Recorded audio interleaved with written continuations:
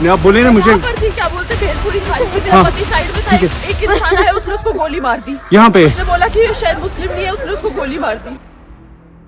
भारत कहा जाता है जम्मू से कन्याकुमारी तक भारत की अखंडता, भारत की एकता, भारत की प्रभुता।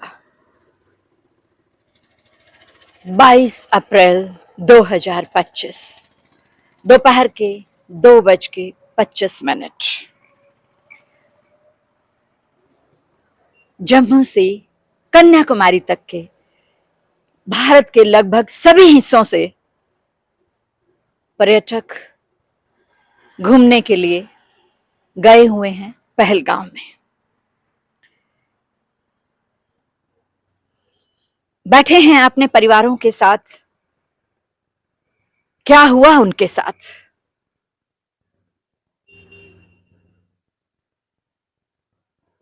जो मैं कहने जा रही हूं मुझसे कहा नहीं जा रहा है। मेरा क्या, मुझे लगता है जो भी इसे सुन रहा होगा या जो भी कल से अब तक इसे देख रहा है, हर किसी का हाल वही होगा, निशब्द। किसी के पास शब्द नहीं बचे हैं। तस्वीर में आप देख रहे हैं, क्या कसूर था उसका? वो हिंदुस्तान में रह रहा था। क्या कहा था उसने जब उससे पूछा गया कि तुम्हारा धर्म क्या है? उसने कहा हिंदू। और फिर क्या किया उसके साथ? ताड़ ताड़ ताड़ ताड़ गोलियों की बरसात उसके शरीर को छलनी कर देती है।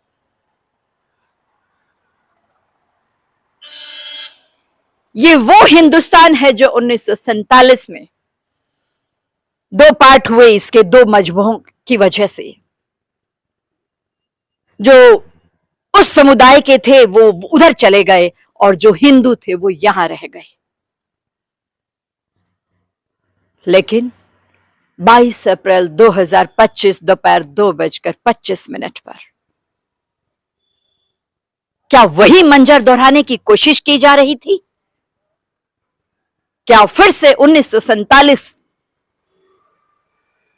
का वो पार्टीशन और पार्टीशन के बाद के लोगों के बीच में जो तराई मची वो याद करवाने की कोशिश की जा रही थी? 2 हफ्ते पहले 4 से 6 के आसपास आतंकवादी हैं जो देश में दाखिल होते हैं। लेकिन मैं उन्हें आतंकवादी कैसे कहूं? क्योंकि जनरली आज तक तो यही सुनने में आया है कि आतंकवादियों का कोई मजहब नहीं होता, आतंकवादियों की कोई जाति नहीं होती, आतंकवादियों का कोई धर्म नहीं होता। लेकिन कल जो घटना घटी जिससे पूरा हिंदुस्तान व्यथित हो चुका है और जवाब मांग रहा है, हर हिंदुस्तानी की निगाह डटी हुई है सरकार के फैसले पर, सरकार के जवाब पर। हर हिंदुस्तानी एक उम्मीद की किरण अपनी आंखों में जगाए हुआ है और पूछ रहा है कि मैं अपने हिंदुस्तान में ही रह रहा हूं ना? सोचने को मजबूर हो रहा है कि मैं भारतीय हूं ना, मैं हिंदुस्तानी हूं ना। फिर जब मैंने कहा कि मैं हिंदू हूं तो मेरा शरीर गोलियों से क्यों छलनी कर दिया गया? आज हर कोई ये बात पूछ रहा है। ये दिल दहलाने वाला मंजर आप स्क्रीन पर देख ही रहे हैं। कल से ही आप वीडियोस में, सोशल मीडिया के जरिए आप रेगुलर आप देख ही रहे हैं। मैंने भी एक वीडियो देखी और उसमें हस्बैंड वाइफ थे, ये मंजू राव जो कर्नाटका से गए हुए थे, वहां पर पर्यटक के रूप में गए थे और घूम रहे थे, वहां बैठे थे पार्क में। आतंकवादी आते हैं, अलग अलग हिस्सों में वो बट गए थे आते हैं, ग्रुप में लोग बाग खड़े हैं, फायरिंग की जाती है और ओपन फायर करने के बाद सब लोग इकट्ठे होते हैं, तो उसमें से महिलाएं बच्चे अलग कर दिए गए और पुरुष अलग कर दिए गए। और कई चश्मदीद तो यहां तक कह रहे हैं कि पुरुषों से कलमा पढ़वाया गया, फिर उनकी पैंटें भी उतरवाई गई और जब उन्होंने कहा कि पूछा किस धर्म से हो तो उसने कहा हिंदू, और अभी वो अपनी पैंट पूरी भी नहीं पहन पाया था कि ताबड़तोड़ गोलियों की बरसात उस पर कर दी जाती है। क्या गुजरी होगी उस परिवार के बाकी बचे हुए लोगों के दिल पर। वहां पर जो लोग मौजूद थे, ताड़ ताड़ ताड़ ताड़ करके 28 लोग जो वहां पर्यटक होने की वजह से मारे गए या हिंदू मजहब के होने की वजह से मारे गए। एक वहां पर उन्हीं के समुदाय से थे, उन्होंने कहा कि ये सब तो हमारे मेहमान हैं, ये यहाँ के पर्यटक हैं, आप इनके साथ ऐसा मत कीजिए। तो उसको भी गोलियों से छलनी कर दिया जाता है कि तू भी इन्हीं की भाषा बोलने लगा है।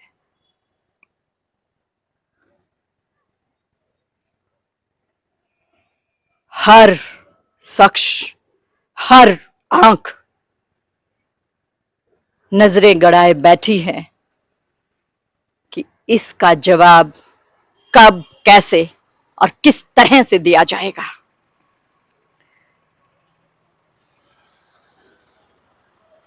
शब्द नहीं है मेरे पास उन परिवारों के लिए जिन्होंने अपनों को खो दिया कल उस सिचुएशन में। कितने ही लोग घायल हैं, 28 लोगों के जो शव थे वहां सब एक जगह पर रखे हुए थे। हमारे माननीय गृह मंत्री अमित शाह जी उन सबको श्रद्धांजलि देने के लिए वहां पहुंचे, उनके परिवार वालों के साथ अपनी संवेदनाएं प्रकट की। हमारे आदरणीय प्रधानमंत्री जी नरेंद्र मोदी जी सऊदी अरब का अपना दौरा अधूरा छोड़कर आज सुबह दिल्ली पहुंच गए।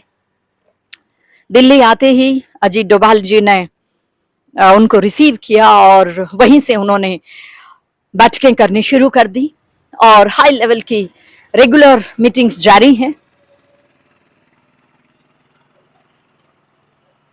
ये एक इस तरह का सिचुएशन है जिसमें अब ये नहीं कहा जाएगा कि इन्वेस्टिगेशन जारी है, जल्दी ही इसके ऊपर कार्रवाई की जाएगी। अब कोई इन्वेस्टिगेशन का समय नहीं है, इसी वजह से ये हाई लेवल मीटिंग्स रेगुलर हो रही हैं। प्रधानमंत्री नरेंद्र मोदी जी, अजीत डोभाल जी, गृह मंत्री अमित शाह जी, रक्षा मंत्री हमारे राजनाथ जी, सभी लोग इस हाई लेवल मीटिंग में मौजूद थे और कहते हैं ना, जनता मांगे जवाब।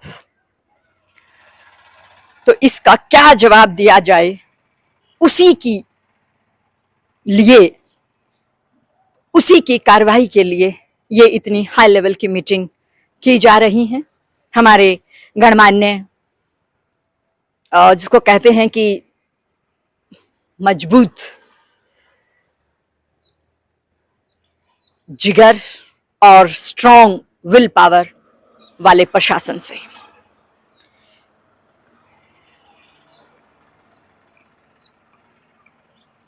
एक सवाल है। 2 हफ्ते पहले ये आतंकवादी देश में, हमारे भारत में आते हैं, और सारी की सारी इनकी प्लानिंग होती है। पहलगांव को इन्होंने चुना क्योंकि वहां से बाकी चीजें, हॉस्पिटल भी दूर है, एकदम से बाकी प्रशासन भी इमीडिएट नहीं पहुंच पाएगा। मीन्स बड़ी ही सोच समझ के, बड़ा ही जिसको कहते हैं ना कि और शातिर गेम उन्होंने बना और उन्हें टारगेट किया। उन निर्दोष पर्यटकों को धर्म पूछ पूछ के घाट उतारा गया। आप बंगाल को देख रहे, मजहबी सिचुएशन वहां चल रही थी, देश की राजधानी दिल्ली देख रहे हैं, यही मजहबी सिस्टम चल रहा है। क्या करना चाहते हैं वो, क्यों करना चाहे वो, और इसका जवाब किस तरह से दिया जाएगा, यही देश जनता करना चाहिए। और नॉट ओनली देश की, ऑल ओवर वर्ल्ड। इजराइल ने अपने मित्रता निभाते हुए कहिए या एक साल में कहिए या जैसे भी कहिए, इजराइल ने क्लियर कहा है कि मैं साथ हूं। कितने ही देश इमीडिएट हमें कह चुके हैं कि हम इस सिचुएशन में भारत के साथ खड़े हैं।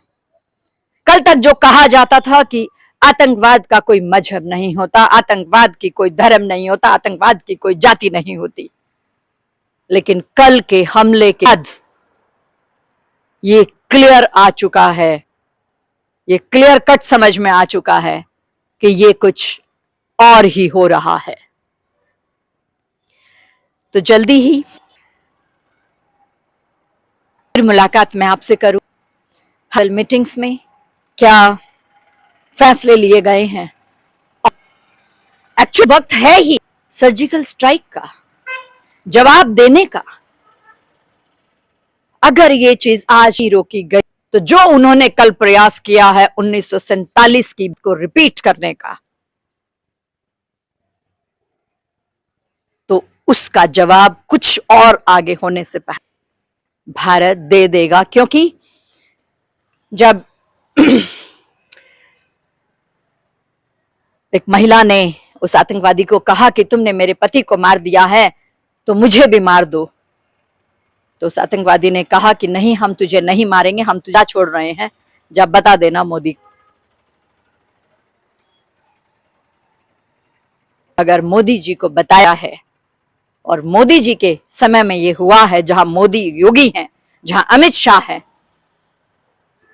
तो मेरे देश के वासी, एक आम जनता, नेशनल या इंटरनेशनल या कहीं के भी लोग हम कहें, थोड़ा सा सब्र कीजिए, थोड़ा सा सब्र कीजिए।